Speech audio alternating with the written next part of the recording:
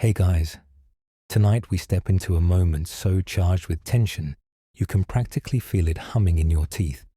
You're in Sarajevo 1914, a sunlit morning crackling with excitement and dread.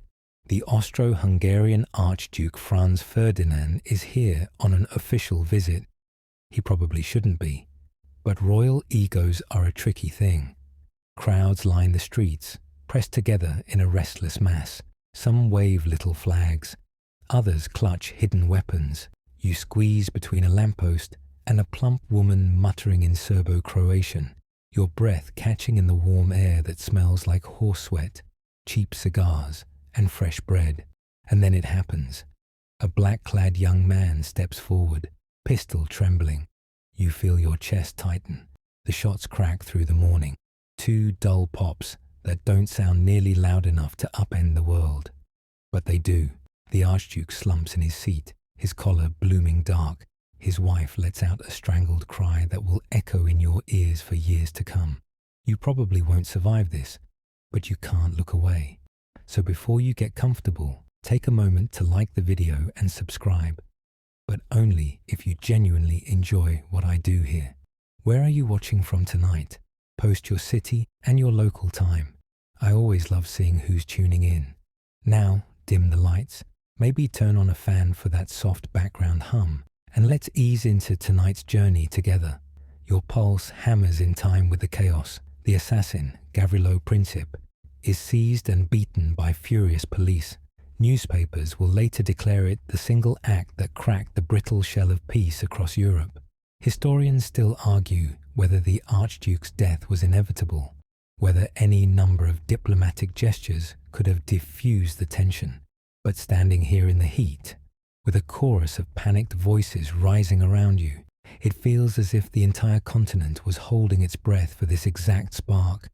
Within hours, telegrams begin flitting across borders like angry hornets.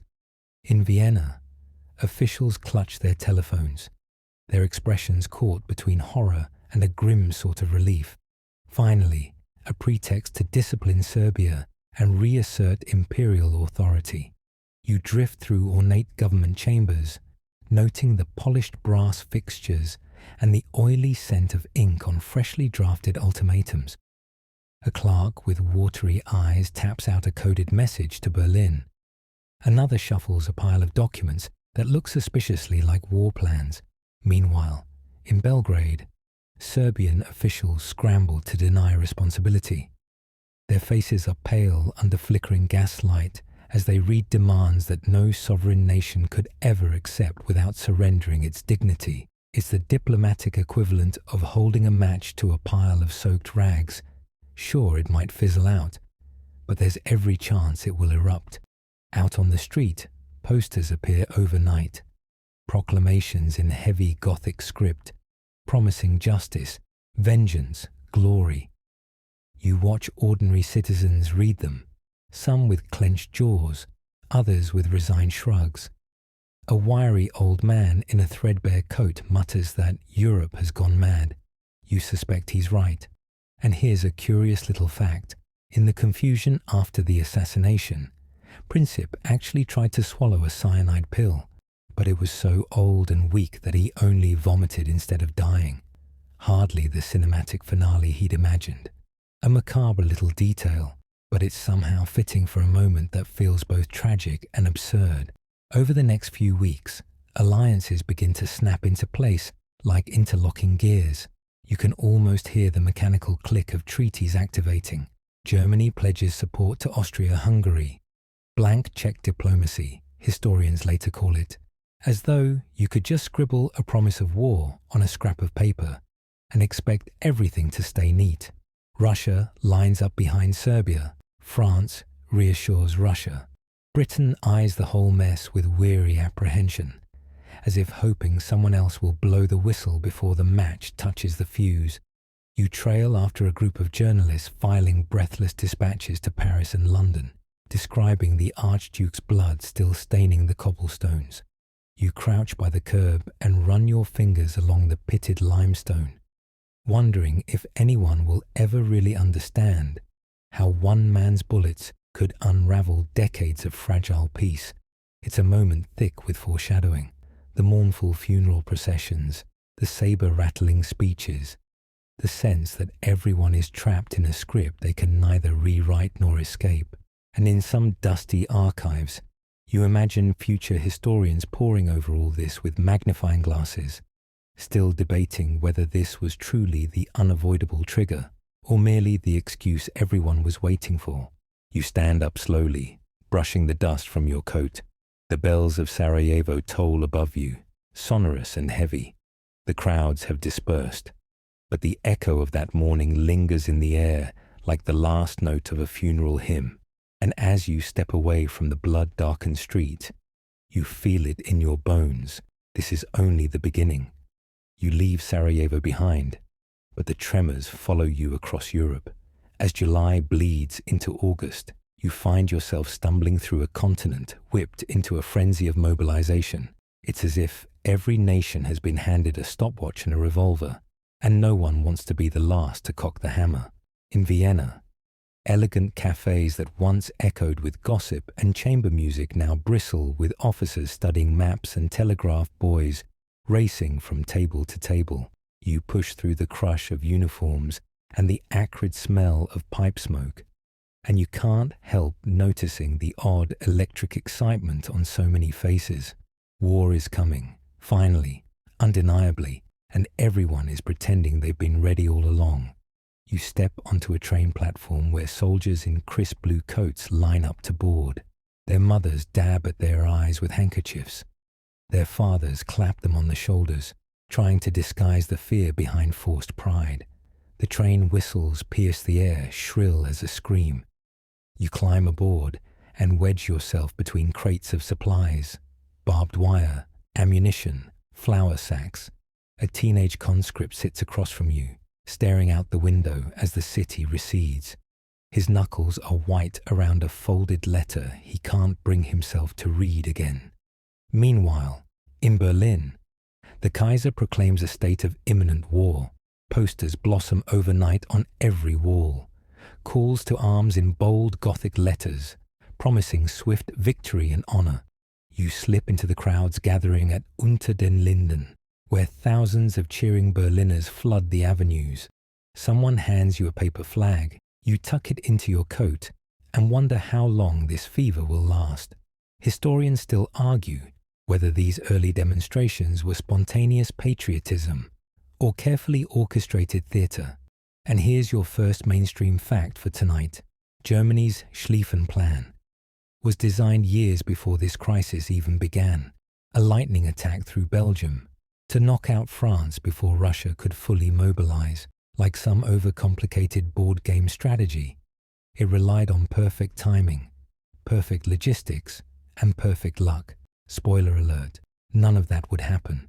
You cross into France just as the government declares a national emergency. Church bells toll in every town square, mingling with the clatter of horses and the bark of orders. You pass a woman nailing a poster to a doorway, her hands shaking so badly that she rips the corner. It reads, simply, Mobilisation Générale. You can almost hear the collective exhale of dread. In Russia, the Tsar signs the orders to muster millions of men, many of whom have never held a modern rifle. You slip through the halls of the Winter Palace, where chandeliers glitter above corridors teeming with anxious advisors.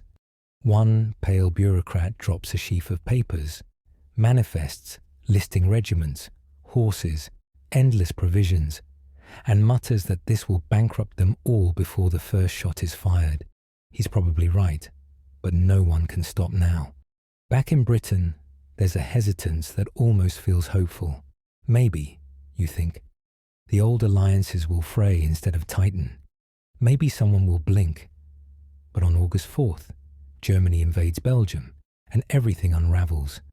You're standing in Whitehall as the Foreign Secretary reads the ultimatum aloud: withdraw or face war. When midnight comes without a reply, Big Ben tolls 12 times, and the crowd breaks into a low, mournful cheer. The reality settles over you like damp wool. You drift along the docks, where thousands of young men wait to ship out.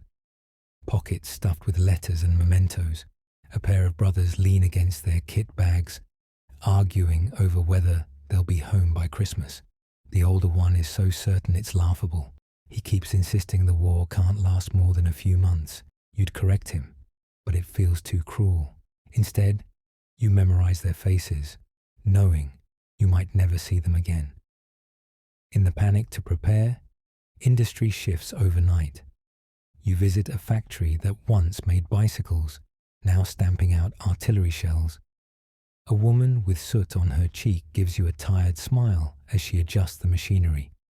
The whole building smells like hot metal and desperation. And in a curious little detail, Germany's reserve soldiers sometimes carried toy animals, good luck charms tucked inside their packs, a plush bear or rabbit, a last childish tether before the abyss. As August ends, every timetable is in motion. Trains jammed with men and horses thunder toward the frontiers. Families wave from the platforms, their faces blurring behind steam and tears. You press your hand to the window, feeling the hum of the engine. Everything is accelerating. Like a runaway carriage, no one can control. One evening, you stand on a ridge overlooking the Belgian border. The sun dips below the horizon in a blaze of copper and crimson. And for a moment, there's almost peace. But then you hear it, the faint rolling growl of guns far ahead. The first battles are already beginning. You shiver, and not just from the chill. This is the threshold. Once crossed, there will be no easy return. And as you trudge down the slope into the darkness, you can't shake the sense that Europe has finally torn its own skin open, and no one knows how to stop the bleeding. You awaken in a world transformed. The trains have carried you to the front lines of France, where the fresh optimism of mobilization has already curdled into exhaustion. As dawn breaks over a landscape raked with shell craters, you trudge forward, boots sinking into the black mud that will become your second skin. This is where the trenches take shape, raw and makeshift at first, little more than shallow ditches scooped into the earth. You crouch beside a corporal who is pounding in wooden stakes to shore up the walls. Every few seconds, artillery booms in the distance, vibrating the ground beneath your palms. The corporal pauses, wipes sweat from his brow, and mutters that they'll be here longer than anyone wants to admit. You look around at the labyrinth of newly dug zigzag trenches and realize he's right. Within weeks, what began as a stopgap measure hardens into a grim reality. Trenches deepen, reinforced with planks and sandbags, stretching hundreds of miles from the North Sea to the Swiss border. You navigate this underground world, communication trenches branching off into firing lines, dugouts hacked into the clay walls, little periscopes poking up like curious insects. The air smells of damp earth, tobacco, and something metallic you can't quite place. A private shows you the daily routine. Stand to at dawn in case of attack. Long hours of waiting. Occasional sniper fire to keep everyone jumpy. You taste the watery stew. You feel the lice crawling under your collar. You hear the snores of men too tired to dream. One evening, as you balance on a plank over a sump pit, you learn your first mainstream fact of the night. The British Army alone dug over 6,000 miles of trenches by war's end, enough to stretch clear across North America. Some try to keep spirits up. You watch a chaplain read letters from home by candlelight. A sergeant plays a harmonica in a corner, the wheezy tune almost cheerful, until a rat scurries over his boot. Historians still argue whether trench warfare was an inevitable consequence of modern firepower, or simply a colossal failure of imagination. And here's your quirky tidbit. Soldiers sometimes name sections of the trenches like streets: Piccadilly, the Strand, Regent Street, as if pretending they were back in London would make the filth and terror feel less real. At the line itself, You peek over the parapet, just enough to glimpse the barbed wire snarling between you and the enemy. In the distance, German trenches mirror your own, their occupants crouched in the same cold mud, probably wondering what you look like when you smile. At night, you slip out with a wiring party. The darkness feels alive, every gust of wind threatening to mask the scrape of your boots or the clink of wire cutters. When flares pop overhead, you freeze, heart hammering as stark white light spills across no man's land. For a moment, the corpses tangled in the wire look like sleeping men. Then the flare gutters out, and you exhale shakily. Dawn comes with a chorus of artillery.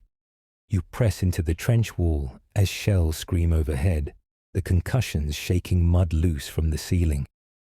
Shouts echo in the narrow space. Runners dashing past with orders, stretcher bearers searching for the wounded. You clench your teeth and wait for the barrage to end, each second stretching out like an hour.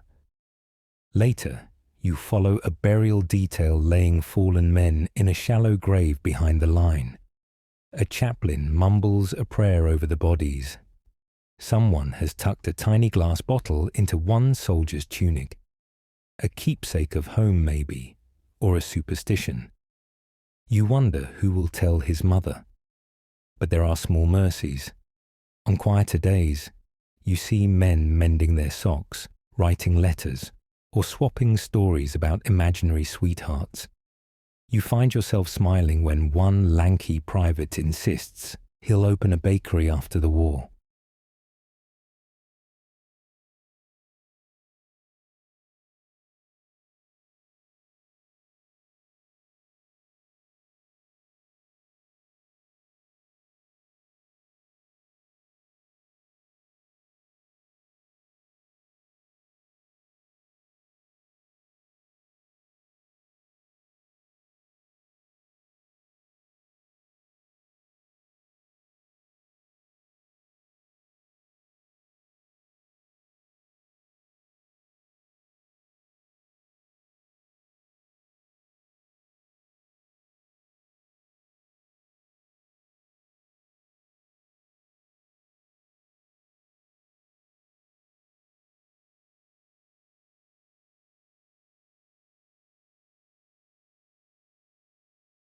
Even though he's never baked a loaf in his life, it's the contrast that stays with you.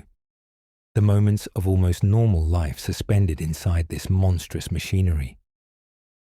One afternoon, a German sniper takes a shot that sends a tin mug clattering off a parapet instead of taking a man's head off. Everyone laughs. High, shaky relief that feels more like hysteria. As dusk gathers, you sit in a dugout listening to distant machine guns. The lantern flickers, casting long shadows across the rough walls.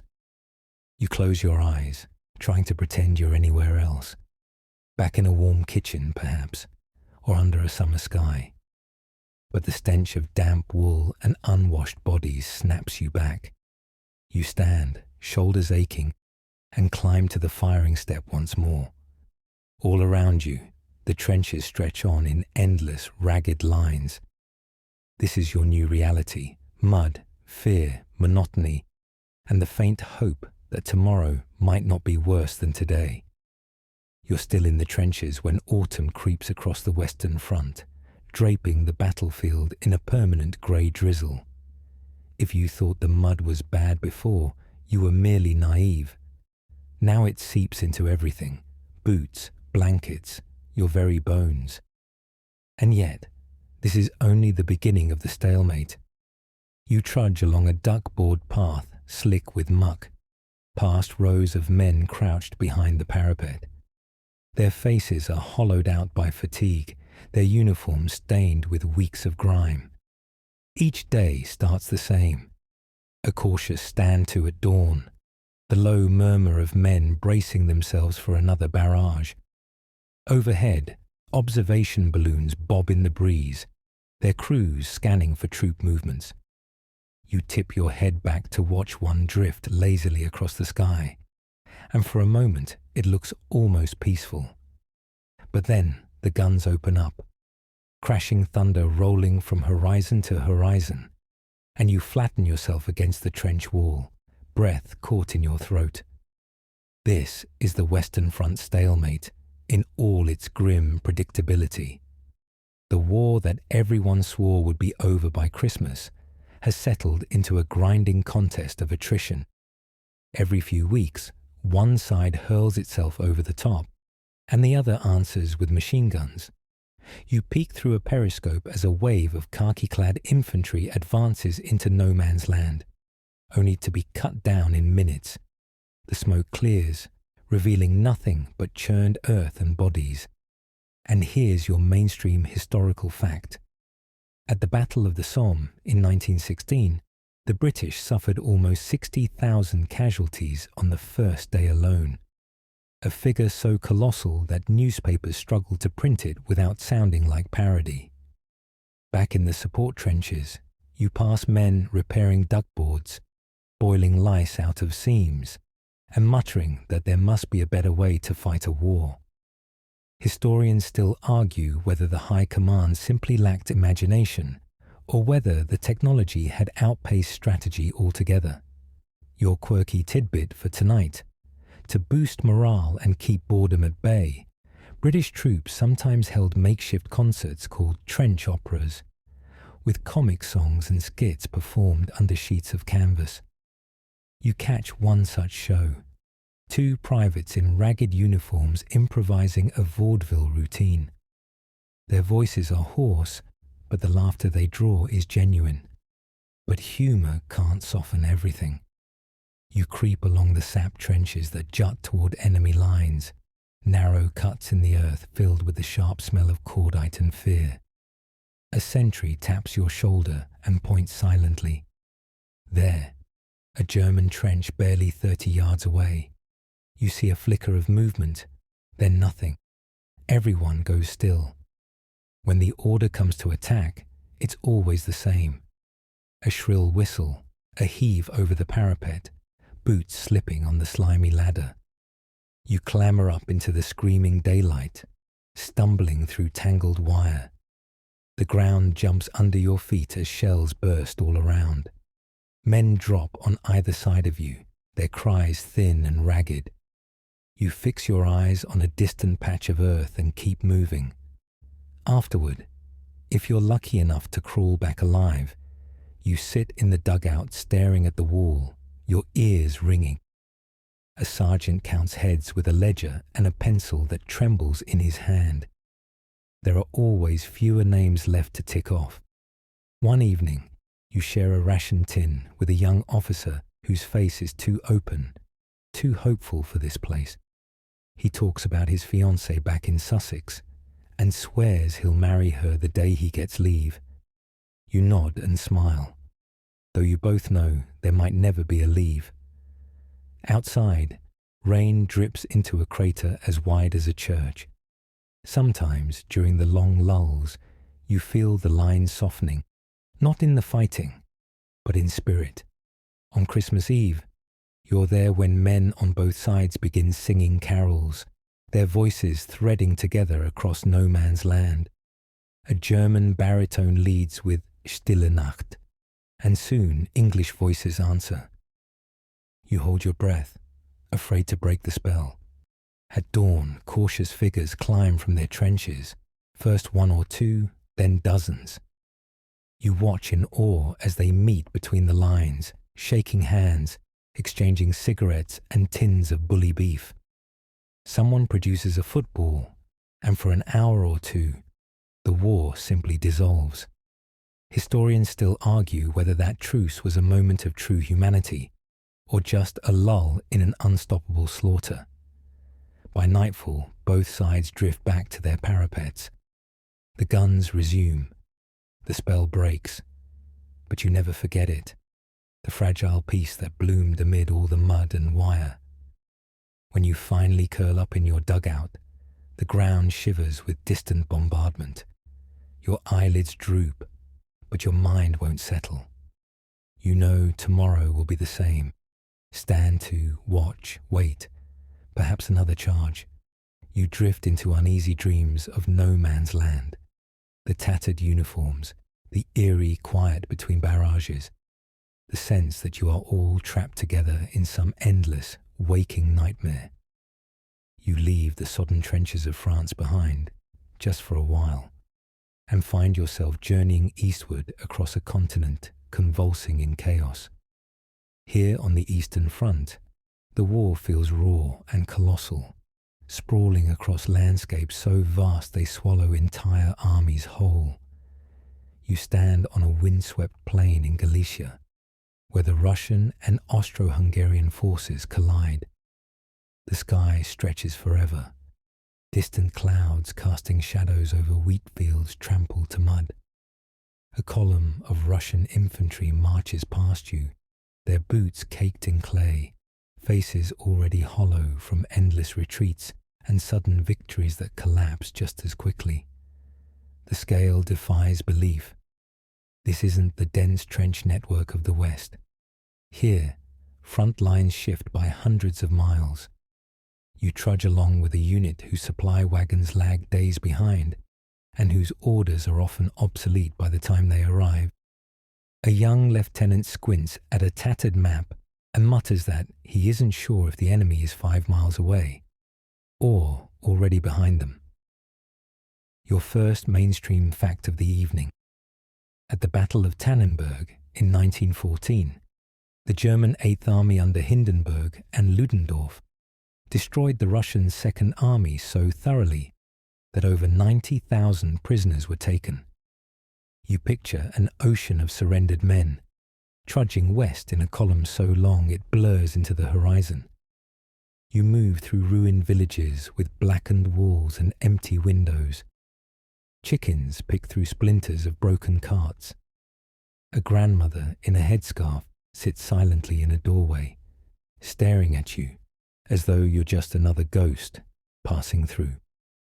Historians still argue whether Russia's failures were due mainly to poor leadership or the impossibility of supplying millions of troops over such staggering distances.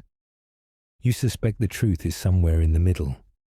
When winter comes, it doesn't creep in gently, it pounces. You're in the Carpathian Mountains when the snows bury the roads, swallowing horses and men alike. Soldiers wrap burlap around their boots and rub grease on their faces to stave off frostbite. You share a fire with a group of Hungarian infantrymen who pass around a dented flask, each sip burning against the cold. One of them tries to sing, but his voice cracks and he falls silent, staring into the flames. And here's your quirky tidbit. Some troops on the Eastern Front used sled dogs for carrying supplies, improvising sled harnesses from scrap leather and bits of barbed wire. You watch one of these makeshift teams trudge past, tongues lolling, their cargo piled higher than the dogs themselves. In the early months, the Russians surge forward into East Prussia, burning storehouses, tearing up tracks. But every advance sows the seeds of disaster. Supply lines snap, ammunition runs out, commanders lose contact with whole divisions. You find yourself climbing a hill outside Łódź, where the Russian army nearly encircles German forces, only to be outmaneuvered at the last moment. The wind is sharp with the smell of burned grain and cordite. Later, you slip into a field hospital set up in a Polish monastery. The halls echo with groans and whispered prayers. Nurses move among the cots, their aprons stiff with dried blood. A surgeon with a face like carved stone methodically saws through a mangled leg, never looking up. You turn away, swallowing bile. When spring comes, the front explodes again in a new offensive. You follow the Austro-Hungarians as they retake ground they lost in the winter. It feels less like triumph and more like exhaustion in a different key. You notice how the soldiers avoid meeting your gaze, as if to admit how tired they are would be to tempt fate. You pass an Orthodox priest blessing a line of Russian artillery, The gunners cross themselves and kiss the barrels of their guns. It's a strange, unsettling ritual, equal parts faith and desperation. By summer, you're near the fortress of Przemysl. The siege here drags on for months, shells screaming overhead, sappers tunneling under the walls, sorties in the dead of night. When it finally falls, tens of thousands of Austro-Hungarian soldiers march out to captivity, their faces grey with hunger. You trail behind them, the dust rising in choking clouds. One afternoon, you find yourself in the headquarters of a Russian general, his map table littered with telegraphs and scrawled orders. He rants about German treachery, his hands shaking with fury or fear, you can't tell which. Later, he'll be relieved of command, replaced by someone equally bewildered. By the end of 1915, the Eastern Front has already consumed millions of lives. And though it will never be as static as the trenches in France, it becomes its own grim theatre, a place where empires come to bleed and unravel.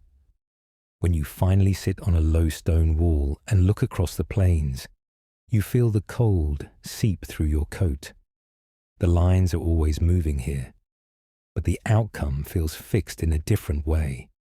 Nothing you've seen suggests anyone can win without losing everything first.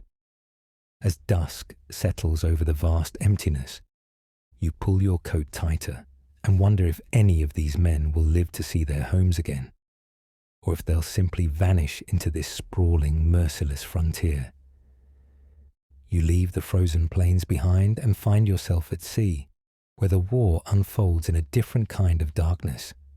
It's not the thunder of guns over no man's land, but the silent hunt beneath cold waves. Here, the war at sea is a vast chessboard, and every move risks a sudden, unseen checkmate. You stand on the deck of a British dreadnought as dawn lifts a silver sheen over the North Sea. The ship hums with restrained energy. Hundreds of men at their stations, scanning the horizon for the faintest plume of smoke. Somewhere out there, the German high seas fleet prowls, itching to test its strength. The wind smells of salt and engine oil. A lookout calls down that he's spotted something, but it's only a gull gliding over the swell. You let out a breath you didn't realize you were holding. Even here, far from the trenches, tension coils in your gut like a spring. Your first mainstream fact: the Royal Navy's blockade of Germany was one of the most decisive elements of the war, slowly starving the Central Powers of food and materials. You picture the merchant ships intercepted and escorted, or sometimes sunk, by these grey leviathans, and you wonder how many unseen hands turn the tide simply by preventing supplies from landing. Below deck, you tour the engine rooms, great steel cathedrals roaring with heat and steam. Sailors tend the furnaces, their faces streaked with soot and sweat. You try to imagine what it would feel like down here in battle, the bulkheads vibrating with every impact. Historians still argue whether the naval arms race that preceded the war made the conflict inevitable, or if it merely deepened the paranoia that led to catastrophe.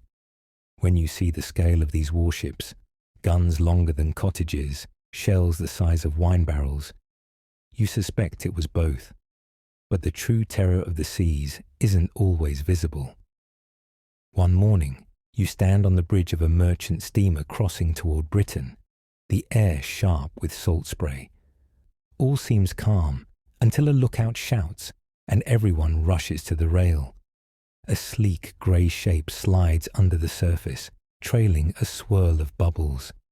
A torpedo hits just aft of the smokestack. The explosion throws you off your feet, the deck lurching like a struck animal. You scramble up, heart hammering, as the crew swings out lifeboats in practiced frenzy. The ship begins to list, groaning under the strain. In the water, you cling to a fragment of railing as the steamer slips beneath the waves. The chill bites through your uniform in seconds. Around you, Men call for help in voices already hoarse with cold. Above, the periscope of a German U-boat watches impassively. You shiver, understanding why some sailors call submarines the iron coffins. That's your quirky tidbit. Early U-boat crews sometimes carried homing pigeons aboard to send messages if they were forced to surface. A strange contrast. This pinnacle of modern warfare and a handful of birds ready to carry desperate notes home. You're hauled into a lifeboat, coughing up salt water. As you drift toward the coast, you glimpse other survivors clinging to wreckage. Some will wash up days later. Others won't be found at all. And yet, in the middle of all this, you see moments of audacity. At Jutland in 1916, the largest naval battle of the war, British and German fleets clash in a brutal contest. You stand on a gun deck as salvo after salvo hurls walls of steel across the waves. The air shudders with impact, flames licking the superstructure.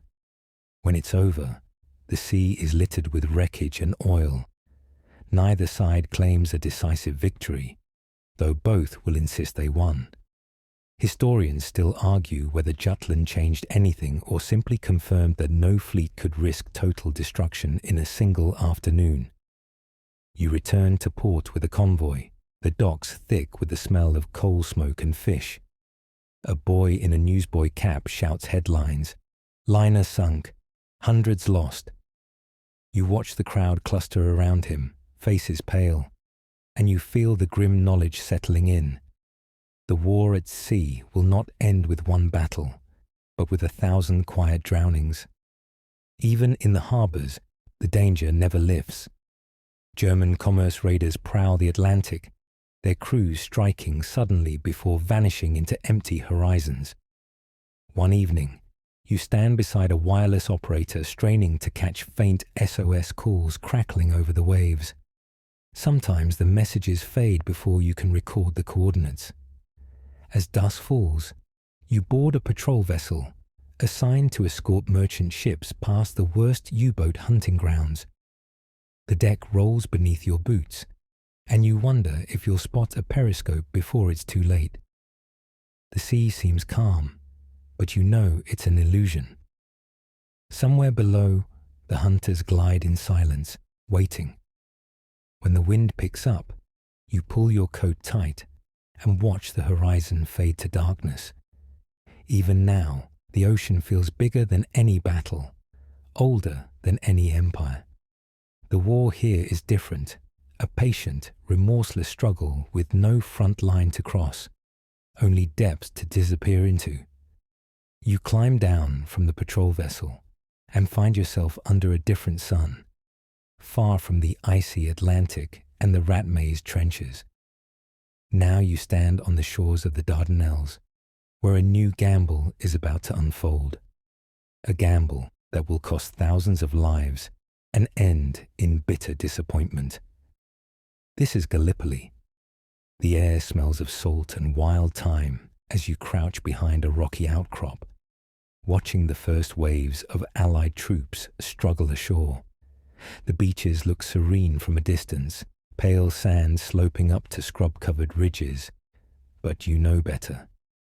As soon as the boats scrape the shallows, Ottoman machine guns rake the landing zones with lethal precision. You stumble into the surf alongside Anzac soldiers, Australians and New Zealanders who've travelled halfway around the world to fight in a place they couldn't have found on a map a year earlier. The water churns red around your boots. A man to your left takes a round to the chest, toppling backward without a sound. Historians still argue whether the Dardanelles campaign was doomed from the start, or if bolder leadership could have forced a breakthrough. You suspect it's both, an overcomplicated plan meeting an underprepared reality. Up the slope, you crawl through thorny scrub toward a low ridge. The earth erupts around you as shrapnel hisses overhead. Even when you drop flat, the bullets kick dust into your mouth. You look back and see the boat still disgorging men and mules, crates of ammunition, field kitchens, all of it under a relentless rain of fire. Your first mainstream fact tonight: the Allied landings on April 25th, 1915 were meant to open a sea route to Russia by knocking the Ottomans out of the war. Instead, they turned into a grinding stalemate that would last months. By midday, you huddle behind a boulder with a young New Zealander clutching a photograph of his wife. His hands won't stop shaking. You want to tell him he'll be all right, but you can't bring yourself to lie. As night falls, you pick your way through the makeshift trenches the men have clawed out of the rocky soil. Every few feet, you stumble over discarded gear, helmets riddled with holes, half-buried rifles, empty water tins. The darkness feels suffocating. And here's your quirky tidbit. Gallipoli was one of the first campaigns to see wide use of periscope rifles, ingenious contraptions that let soldiers aim and fire without exposing themselves above the parapet. You test one yourself, peering through the small mirror as you squeeze the trigger. It jerks in your hands, the recoil dulled by distance. In the weeks that follow, you watch as the landings devolve into a miserable deadlock. The sun beats down without mercy, baking the trenches and turning corpses into choking stench. At night, the air cools just enough to remind you how far from home you are. You climb the ridges with the Allied troops again and again, only to be driven back by disciplined Ottoman defenders who know every fold of the ground. Sometimes you glimpse the Turkish positions, low stone walls and dugouts hidden by brush, all connected by cunning trenches that defy aerial reconnaissance. One morning, you stand with a British officer studying a hand-drawn map, its lines crisscrossed with arrows and question marks. He taps the paper with his pencil, muttering about another push at Suvla Bay. You recognize the look in his eyes, hope fighting a losing battle with resignation. When the attack comes, you move forward through the dust and smoke. The assault stalls almost as soon as it begins. Men stumble back, faces grey with thirst and shock. A stretcher bearer collapses beside you, too spent to rise again. You crouch low, pressing your cheek against the warm dirt, and try to pretend you're anywhere else. By late autumn, disease claims more men than bullets. You visit a field hospital pitched on a narrow strip above the beach. The tense smell of carbolic and sweat. Flies crawl over everything. A nurse wipes a man's forehead with a rag already dark with blood. One afternoon, you stand by the water and watch as supplies are unloaded. Barrels of biscuits, bales of forage, crates of ammunition. The sea is deceptively blue, glinting in the low sun. You remember that first landing and how so many believed the campaign would be over in days. But weeks become months, and the optimism drains away. In December, the order comes to withdraw. Under cover of darkness, you slip onto a barge with the last groups of soldiers. The hush is eerie, boots muffled in sand, whispered commands, the almost reverent silence of an army admitting defeat. Historians still argue whether the evacuation was the campaign's only real success. No one thought it possible to remove so many men without disaster. Yet here you are, drifting into open water, looking back at the dark cliffs that claimed so much life. You pull your coat tighter against the chill, feeling the salt spray on your face. The lights of the ships fade behind you, swallowed by the night. And you know this: Gallipoli will be remembered not as a triumph, but as a testament to how ambition and reality can collide, grinding thousands of lives into the sand. Section 8. You step off the evacuation barge and imagine, just for a moment, that the worst is behind you. But as you rejoin the Western Front, you discover the war has become something stranger and more terrifying. You stand on the lip of a new battlefield, Verdun, or maybe Ypres, where the air is thick with the acrid smell of chemicals and scorched earth. This is the age of gas and machines. It creeps in on a pale morning when you see a low green cloud drifting across no man's land, clinging to the ground like some malevolent fog. Men shout warnings you can barely hear over the artillery. You yank your gas mask into place, heart racing, as the chlorine drifts closer. Your first mainstream fact tonight. The first large-scale gas attack came at Ypres in April 1915, when German forces unleashed 168 tons of chlorine gas, opening a 4-mile gap in the Allied line. Thousands died in minutes, lungs seared, blind and choking. Inside your mask, the air tastes of rubber and panic. You feel your pulse thundering in your temples as you guide a dazed soldier to cover. His mask hangs askew, and he's gasping like a drowning man. You fumble to adjust the straps, your gloved hands clumsy. A moment later, he coughs and slumps over. You don't know if he's alive or dead. Historians still argue whether poison gas was a genuine war winner, or simply another layer of horror that changed little in the end. Standing there in the haze, you can't imagine any victory that could justify it. When the wind shifts, the gas drifts back toward the German lines, grim proof that no one really controls these new weapons.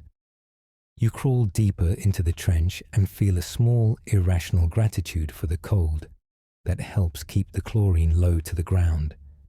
Even when the gas clears, the machines remain. You watch the first tanks lumber forward, ungainly iron beasts that clank over craters and barbed wire, belching exhaust. One breaks down before it crosses halfway. Another is swallowed by a hidden shell hole.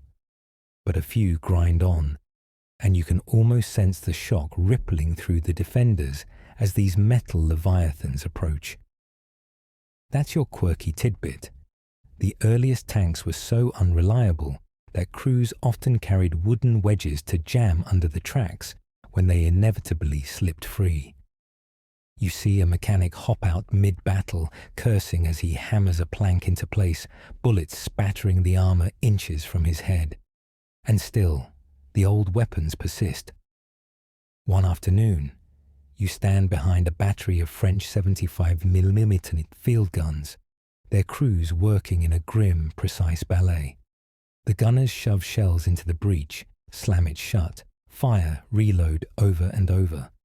Each explosion kicks dust up into your eyes and throat. Between barrages, you slip through a sap trench to the front line. A sergeant hands you a pair of wire cutters and jerks his chin toward the parapet. You clamber up, the sky impossibly wide above you, and begin snipping through the tangled coils of rusted wire.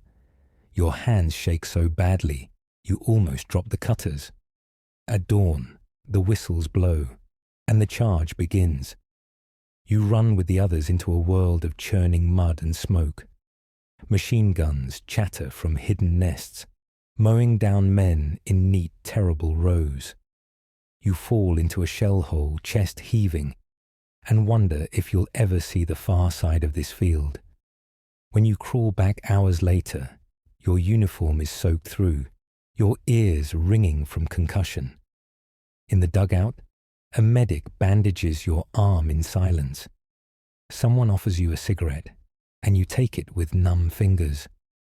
Even at rest, the mechanization never stops. You watch supply lorries churn through knee-deep sludge, their headlights flickering like dying candles. Overhead, aircraft circle, dropping bombs on roads and rail yards. You've seen warplanes before, scouting biplanes, artillery spotters.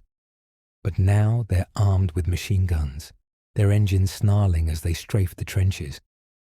One morning, you catch sight of a dogfight overhead. Two biplanes twisting in tight spirals, smoke trailing from one engine. For a moment, it looks almost graceful, like a dance. Then the stricken plane tips nose first and falls, a black comet trailing flame.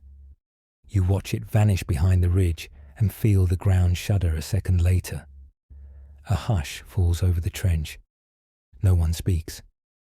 When darkness comes, you sit on the fire step, listening to the groan of engines and the hiss of gas alarms. Your mask hangs around your neck, but you can't bring yourself to take it off entirely. You close your eyes and remember how everyone once promised this war would be swift, that it would cleanse Europe's politics and reset the world. But now, in the company of choking clouds and armored beasts, you wonder if anything human remains in this struggle. And in your quietest moments, you suspect the machines will never leave, that this is merely the beginning of a new kind of war, one where men are just another part of the mechanism, expendable and small. You rise from the trenches and cross to a different front altogether, a place where the war grinds on in quieter but no less desperate ways. Italy has joined the fray, and here among the jagged peaks of the Alps, men fight not just each other, but the mountains themselves. You stand at dawn in the Dolomites, where the horizon is a ragged saw blade of snow-capped ridges. The cold bites harder than any shell, and the thin air leaves you dizzy with each breath. Along these precipitous paths, the Italian and Austro-Hungarian armies waged their own private war, a campaign of avalanches, frostbite, and sudden bombardment from guns hauled to absurd altitudes. A soldier offers you a tin cup of lukewarm coffee, hands trembling in woolen mittens. He tells you this front has no real rest. Even when the guns fall silent, the mountain finds new ways to kill. Rock slides, blizzards, plunges into ravines so deep you never hit bottom. Your first mainstream fact tonight. The Italians and Austrians fought a staggering 12 battles along the Isonzo River between 1915 and 1917, each gaining almost nothing at ruinous cost. Historians still argue whether these offensives were strategic necessity or pure political vanity. You pick your way along a mule track carved into the cliff. Every few yards, the path disappears under snowdrifts or shattered timbers. Above you, cables stretch across the gorge. Primitive cableways used to ferry crates of ammunition and sacks of bread. When the wind gusts, they sway and groan like mournful cellos. In a narrow defile, you help a medic bandage a man's foot. Blackened by frostbite, the skin cracked and weeping. The medic murmurs that he'll probably lose all his toes. You nod, numb. There are worse fates here. And here's your quirky tidbit. Some mountain units carried specially trained dogs to deliver messages across treacherous passes when telegraph wires were buried under avalanches. You spot one of these shaggy couriers trotting past with a note canister strapped to its back, tail wagging despite the chaos. At night, the mountains seem to press down on you. You crouch in a rock shelter blasted into the slope, the candle guttering in a breeze that tastes of snow. All around, the peaks gleam under a hard, pitiless moon. One morning, you witness an avalanche triggered by an Austrian artillery barrage. It begins as a low rumble, almost easy to mistake for distant thunder. Then a wall of white hurtles down the mountainside, swallowing trenches, gun emplacements, and men. When the roar finally dies, the slope is smooth and unbroken. No trace of the living remains. Later, you descend to the Isonzo front itself. The river is a pale ribbon winding between limestone cliffs. Trenches cling to the valley walls, dug from brittle rock instead of earth. You scramble along one line as Italian troops prepare for yet another assault, their faces drawn with hunger and dread. The attack begins before dawn. You clamber up behind a machine gun crew, whose weapon is perched on a makeshift platform of stacked stones. The gunner fires in short, choppy bursts, brass casings tumbling into the dark.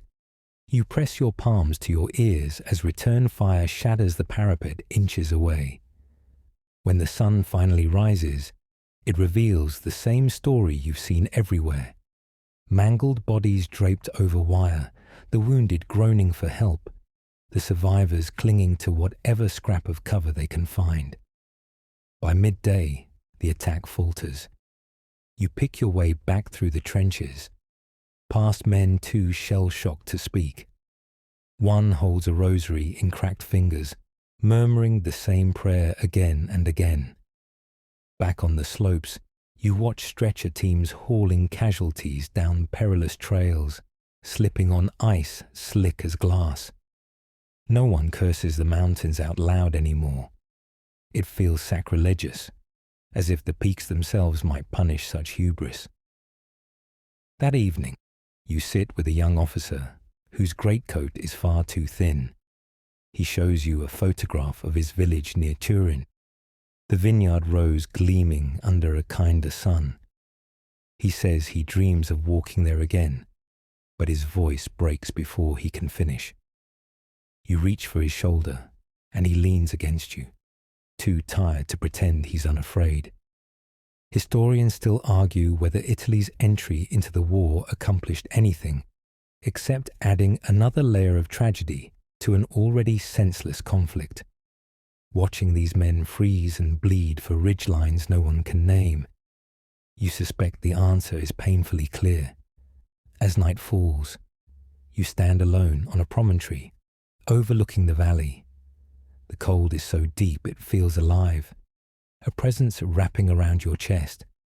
You inhale carefully, afraid your breath might shatter in your lungs.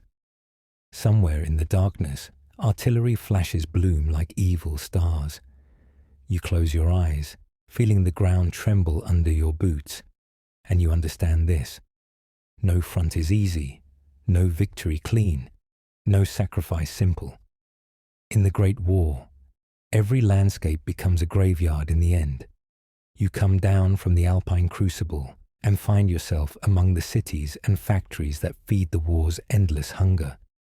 It's not the trenches that greet you this time, but the humming tension of the home front, where industrial power becomes a weapon as potent as any gun. You step into a munitions plant on the outskirts of Manchester, the air thick with smoke and hot metal. Women in grease-stained overalls work the lathes and presses, their faces set in fierce concentration. Sparks spray from steel casings as they shape artillery shells by the thousands. You catch the acrid bite of cordite mingling with the smell of sweat. Your first mainstream fact tonight. By 1916, Britain alone was producing more than 1 million shells a month, an industrial feat that reshaped civilian life as profoundly as any battlefield. One woman, her hair tucked under a scarf, nods to you as she checks a row of fuses. She looks exhausted, but her hands never falter.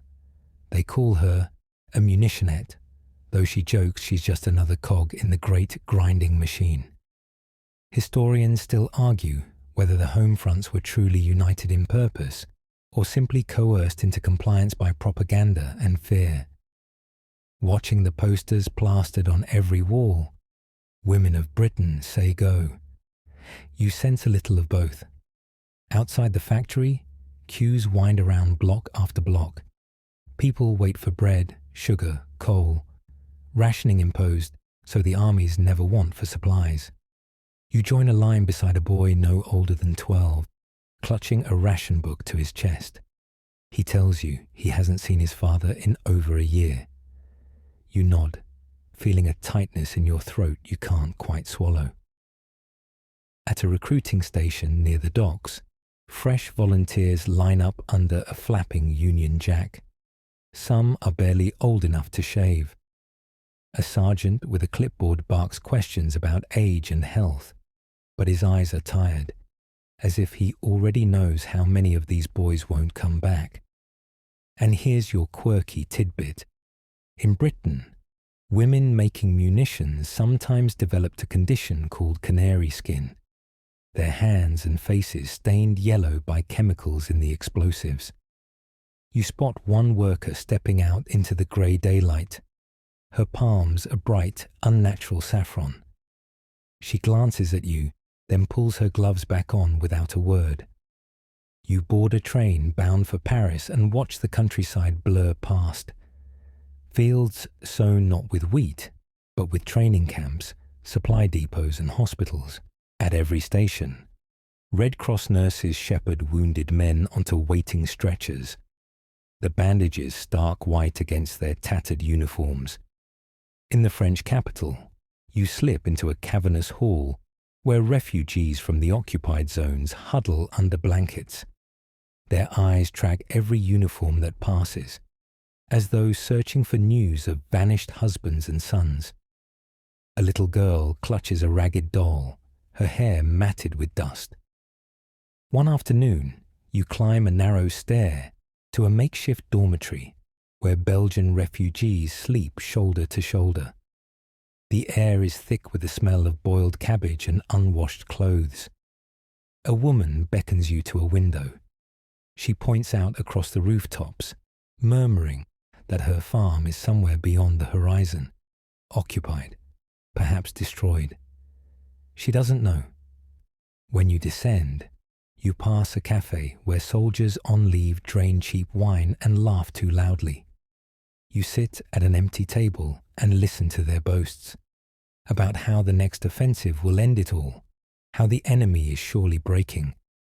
But their eyes flicker whenever the artillery rumbles in the distance. Later, you travel to Berlin, where the strain of blockade and total war shows in every street. Food riots flare when rations run out. Police with fixed bayonets herd desperate crowds away from bakeries with empty shelves. You watch a woman scoop flour from the gutter and cradle it to her chest. Historians still argue whether civilian morale cracked under the privations or endured out of grim necessity. You suspect it depends on the street you stand in, the day you ask the question. At a rail yard, you see a trainload of coal bound for the Western Front, guarded as if it were gold. An old man in a threadbare coat mutters that the war devours everything: men, money, hope itself. You ride back through the Ruhr, past chimneys belching smoke into a sky the colour of tarnished coins. Every factory window glows late into the night. You feel the relentless pulse of production in your bones, as if the war itself is forging new weapons every hour. When you finally step off the train, the platform is lined with Red Cross volunteers passing out bowls of thin soup. You take one, hands trembling. For all the miles you've travelled, the taste is the same everywhere: salt, exhaustion, and the knowledge that behind every shell fired, every rifle raised, there are thousands of unseen hands that made it possible. You tip the bowl back and look into the darkness beyond the lamps. Somewhere out there, the fighting never stops. And here, in the cities, the war is a quiet siege, a battle of willpower as grinding as any trench. You leave the smoke-choked factories behind and step into the uneasy calm of a war hospital, a place where hope and despair coil around each other like barbed wire. The moment you cross the threshold, the smell hits you: disinfectant, old sweat, and something metallic that clings to your tongue. You walk past rows of beds where men lie swathed in gauze, eyes vacant or flicking nervously at the slightest sound. Nurses in starched aprons move briskly from cot to cot, adjusting bandages, murmuring comfort. Outside, the guns thunder on, but here, the battles are smaller and more personal. Infections, amputations, the slow fight to keep body and spirit intact. Your first mainstream fact tonight: more soldiers in the Great War died from infection and disease than from their wounds outright, despite advances in antiseptics and surgical techniques. You see it in every bed: men who survived bullets and shells, only to succumb to invisible enemies no bayonet could fend off. At a table near the ward entrance, a surgeon in blood-stained sleeves scribbles notes in a ledger. His hand is steady, though you can see the exhaustion in his eyes. He looks up briefly as a stretcher comes in. Another casualty, another story. No time to mourn any of them. Historians still argue whether medicine in World War I marked true progress, or merely revealed the limits of science in the face of industrial slaughter. You suspect it was both, each breakthrough a tiny island in an ocean of suffering. You pause at a bed, where a young soldier stares at the ceiling, his face pale against the pillow. A small tag tied to his wrist lists a name, a unit, and one brutal word: shell shock. His fingers twitch as if he's trying to grasp something only he can see. A nurse tells you he hasn't spoken since they brought him in. That's your quirky tidbit.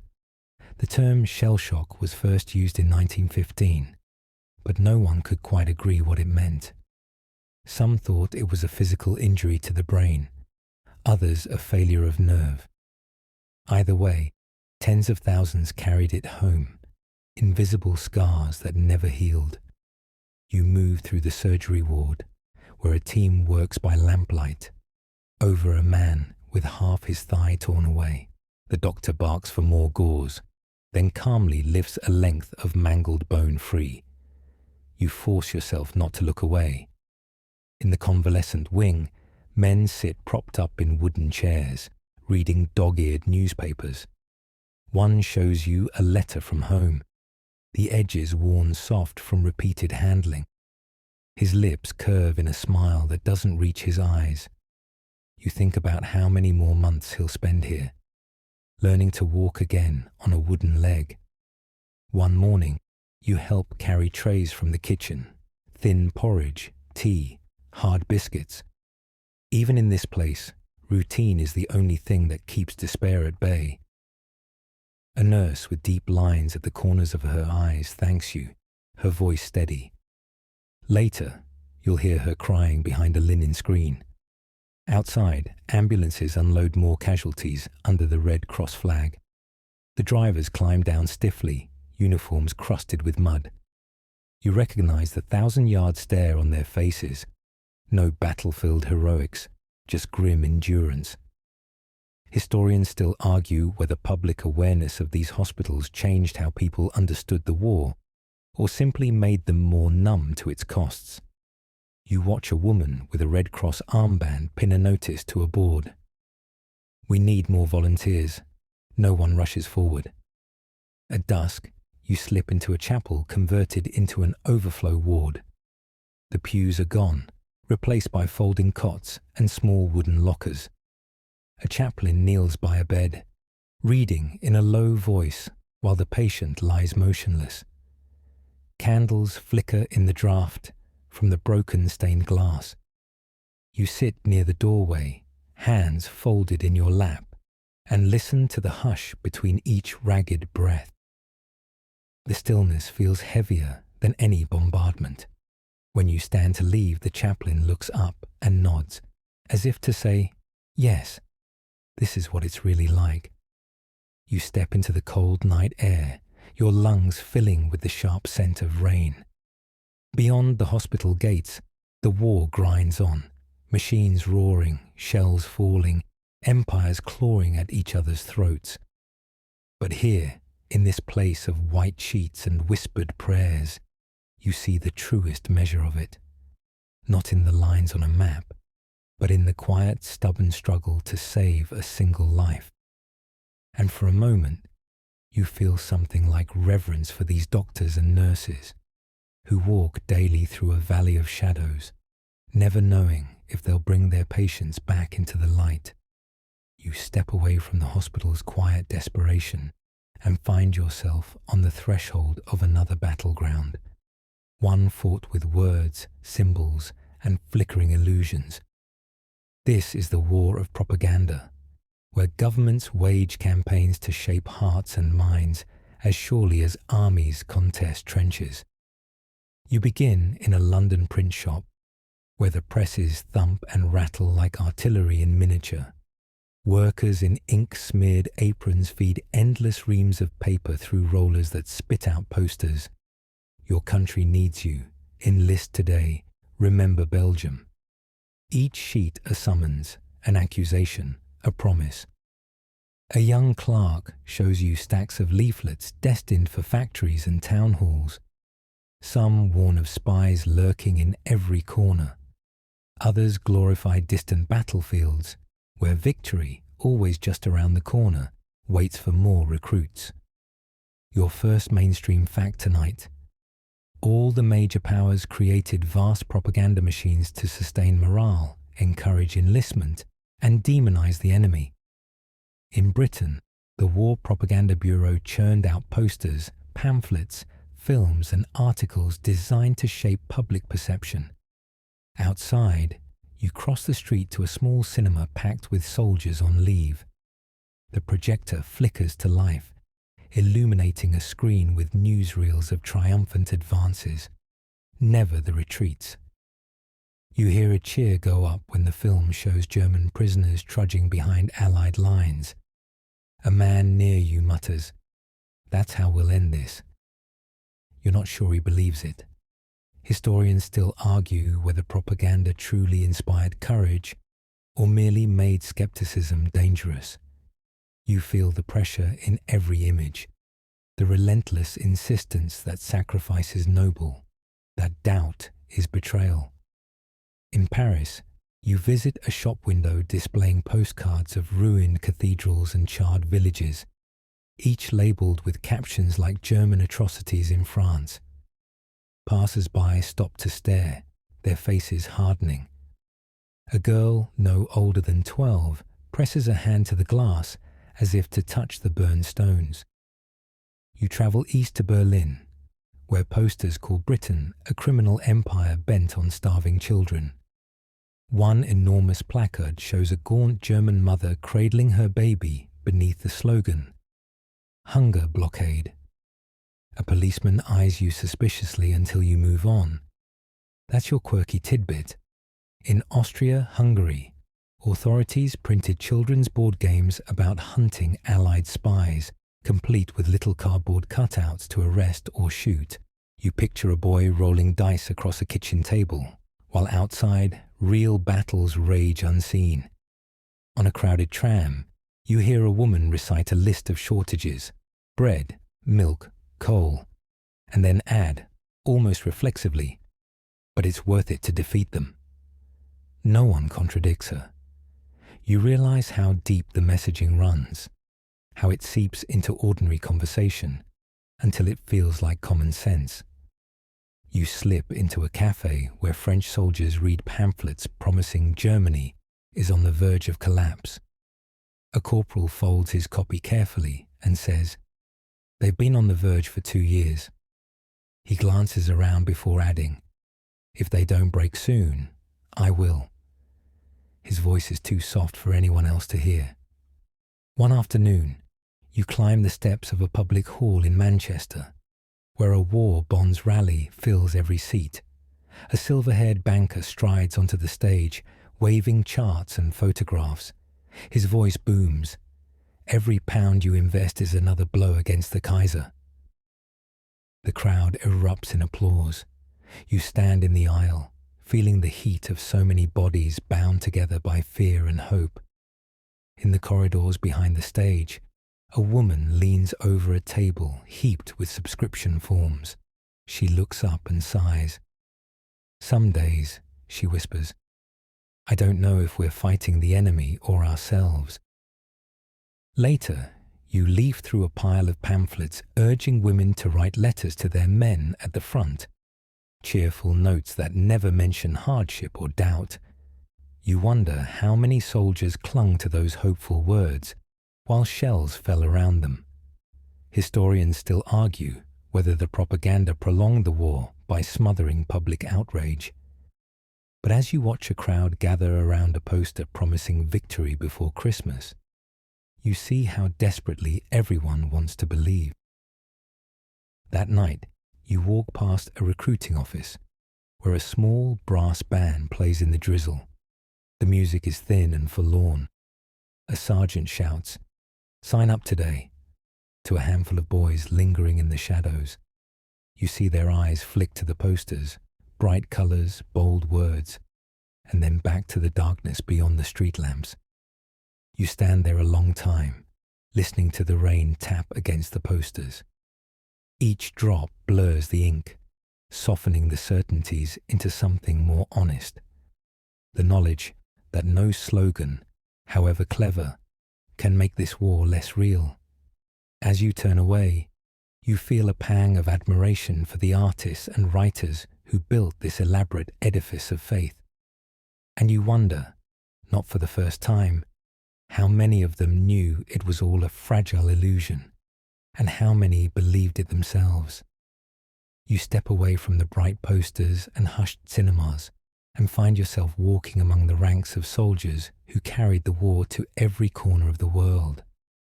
This is the story of the colonial troops, men drawn from empires that spanned continents. Each one promised honor or freedom in exchange for service. You begin in the training camps of India, where young sepoys stand ramrod straight under a fierce sun. Their khaki uniforms hang stiff on narrow shoulders, and the air smells of dust and boiled tea.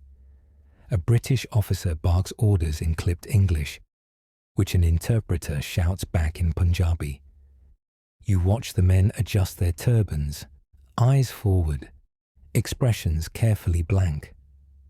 Your first mainstream fact tonight: more than 1 million Indian troops served overseas during the war, fighting in Europe, the Middle East, and Africa.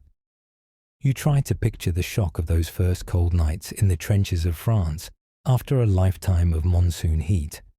Historians still argue whether colonial soldiers were respected for their sacrifice or merely exploited.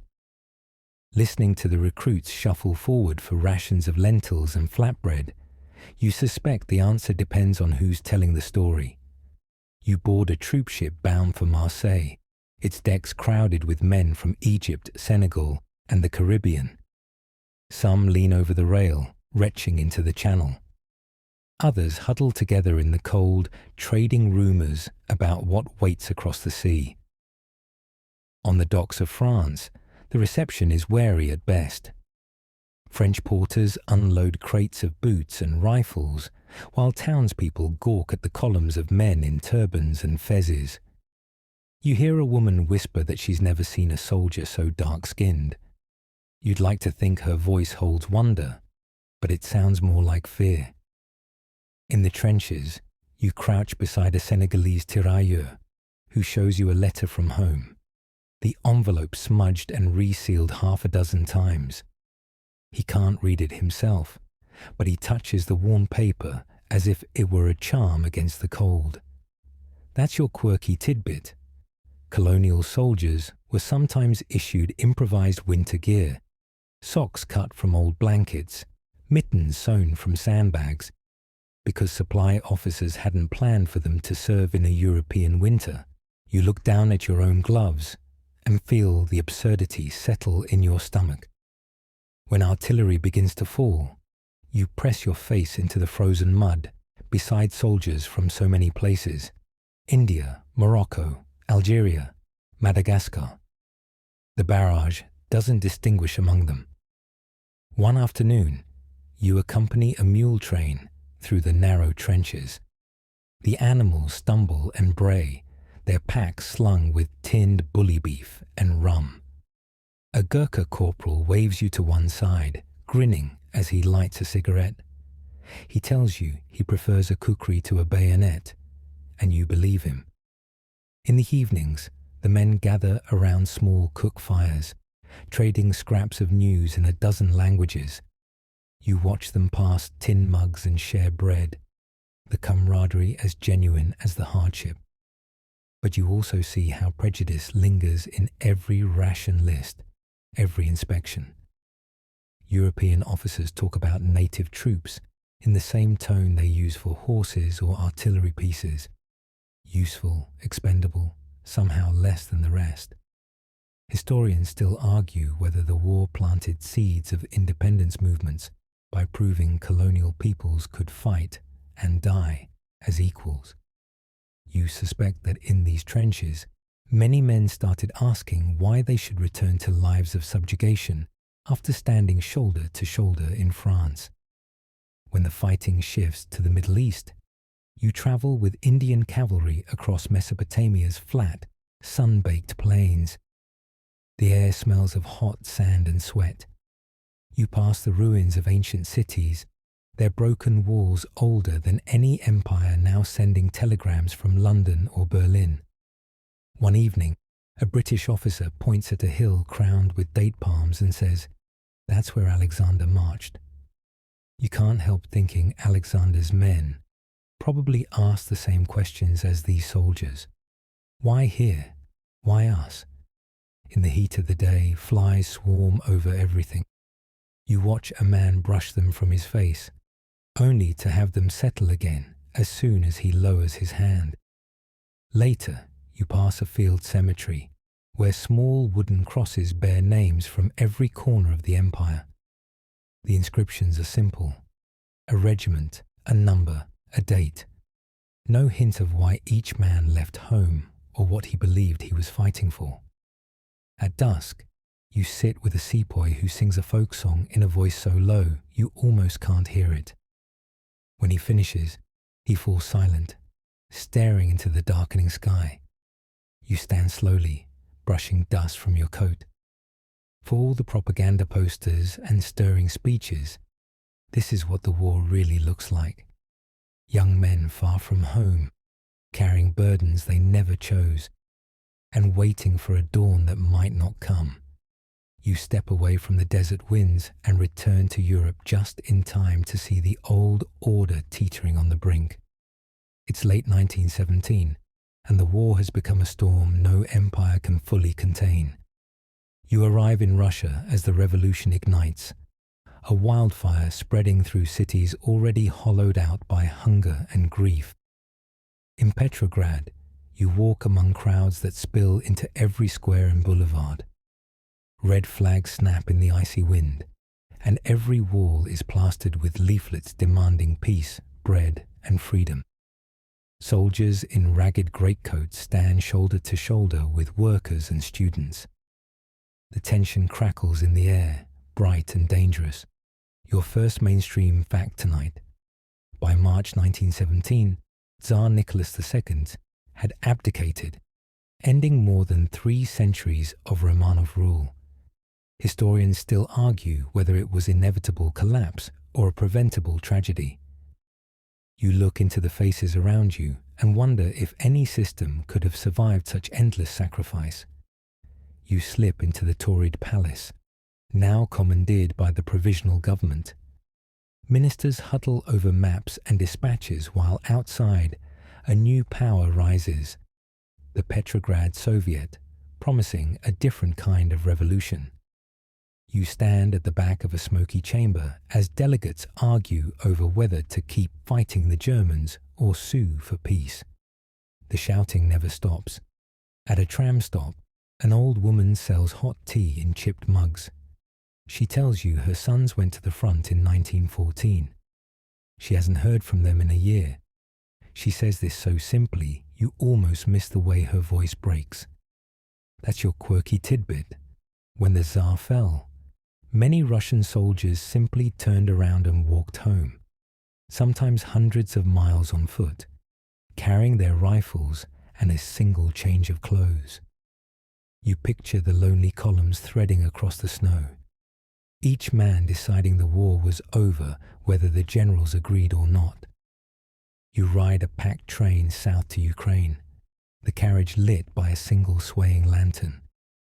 Everyone is talking about Lenin, how he's returned to Russia promising peace, land, bread.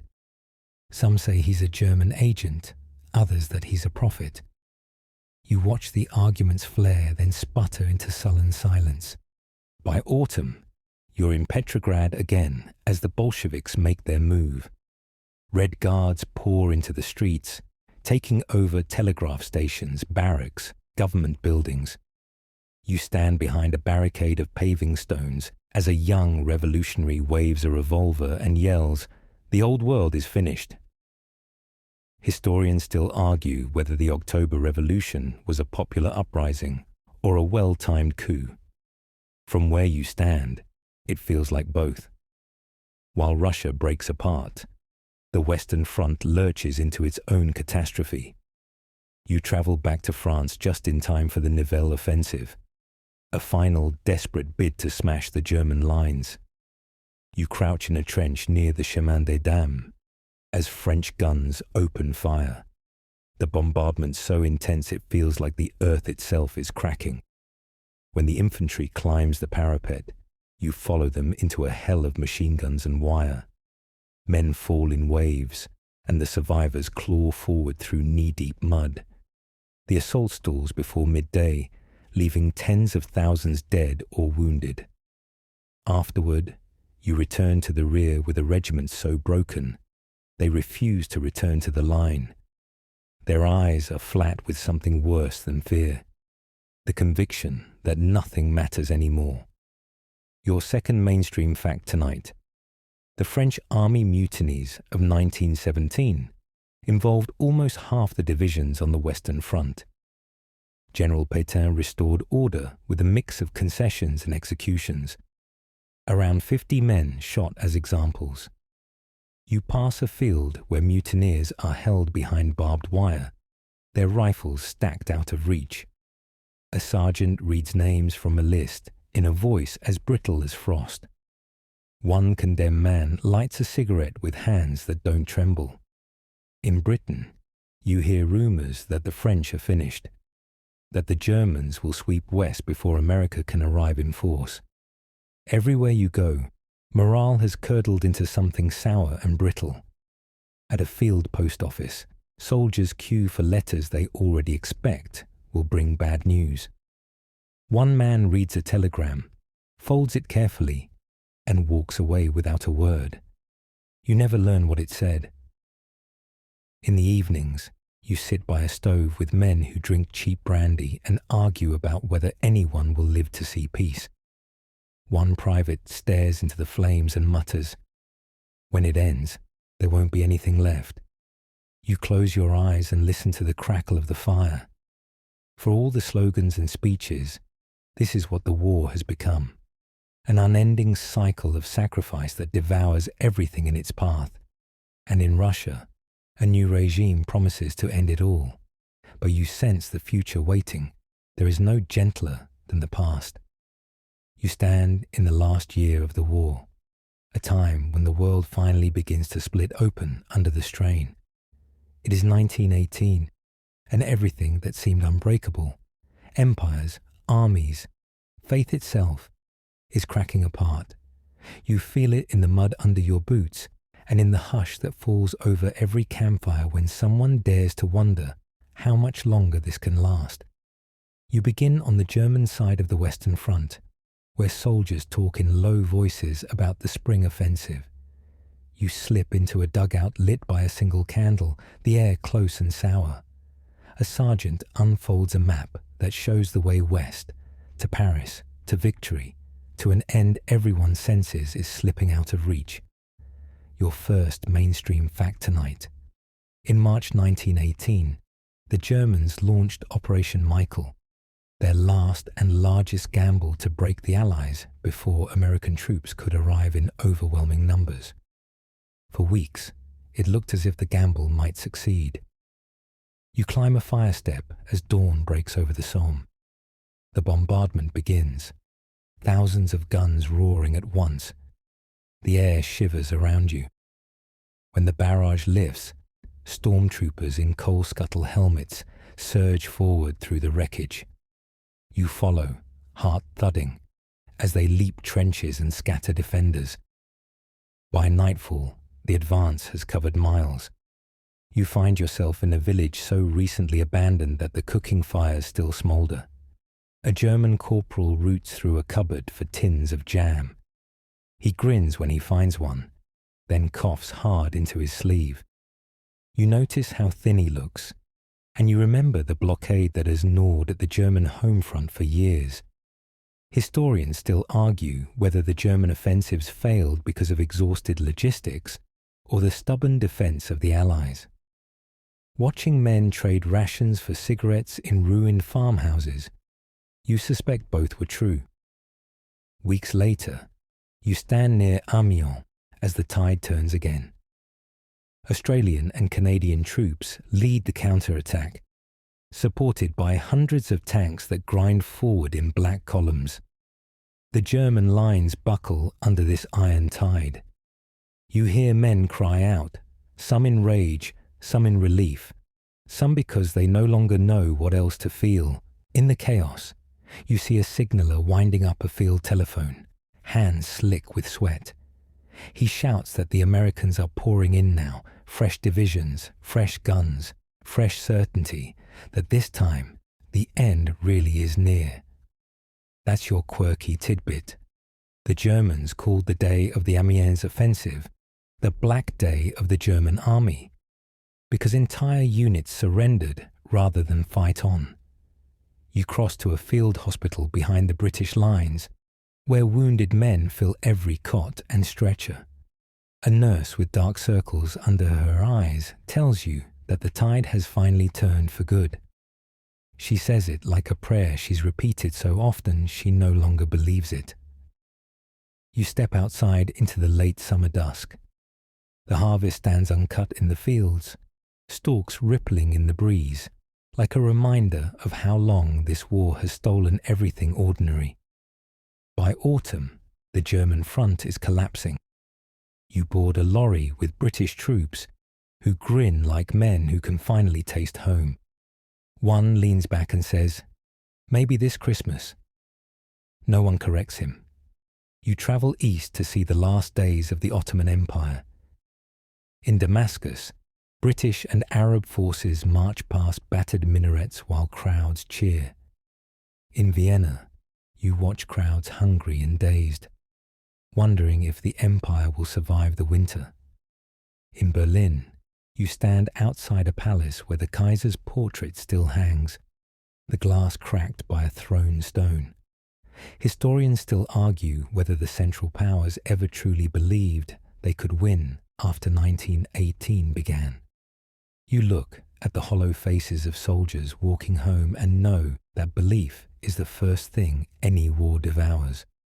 In November, you stand in a railway carriage in a French forest as dignitaries gather around a long table. The armistice papers are signed in a hush so profound, it seems the world has stopped breathing. Someone whispers, "It's over." No one cheers. That night, you walk through a village where church bells ring in ragged celebration. Women hang flags from balconies, and children chase each other in the dark. But under the jubilation, you sense the other truth. Nothing ended here except the shooting. Your second mainstream fact tonight, the Treaty of Versailles, would come later, in 1919, carving up empires and sowing resentments that would bloom again in another generation's war. As dawn creeps across the fields of Flanders, you stand amid the ruined villages and broken trees. You see a soldier picking his way along the road, kit slung over one shoulder, eyes fixed on some far horizon. You think of the millions who won't walk home, men whose names are etched into marble and brass, men whose bodies were never found, men who vanished into mud and memory. You exhale slowly, feeling the enormity of it settle in your chest. And you know, standing there in the quiet after the guns, that nothing can ever return to what it was before August 1914. You take one last look at the silent battlefield. In the distance, a lark rises, singing into a sky that no longer holds the threat of shells. The song is impossibly sweet, impossibly sad. Now, as you sit back and let your breath slow, you can let this story drift away. Feel the tension ease from your shoulders, the way a storm finally moves on after too many long, unbroken days. All around you, the echoes of that war soften, voices fading gunfire dissolving into memory, flags fluttering in a breeze you no longer have to brace against. Imagine, just for a moment, the quiet that followed those final salutes. A quiet so complete, it must have felt like the world had exhaled all at once. In every city and village, people stepped into morning light they could scarcely trust, afraid that even peace might be another illusion. But still, they picked up their lives, mended what could be mended, and carried on. So much of history is exactly this, a return to the ordinary after catastrophe. It doesn't always feel heroic. It doesn't always look like triumph. But in the end, it matters more than any victory parade. Close your eyes, if you haven't already, and picture those fields growing green again. Picture the cities rebuilding, the children laughing in doorways, the letters home finally carrying nothing but news of harvests and holidays. And know that even in the worst of times, there is a dawn waiting beyond the dark. You've walked through this story tonight, mile after mile, and you've seen how humanity endures, sometimes bravely, sometimes brokenly, but always moving forward.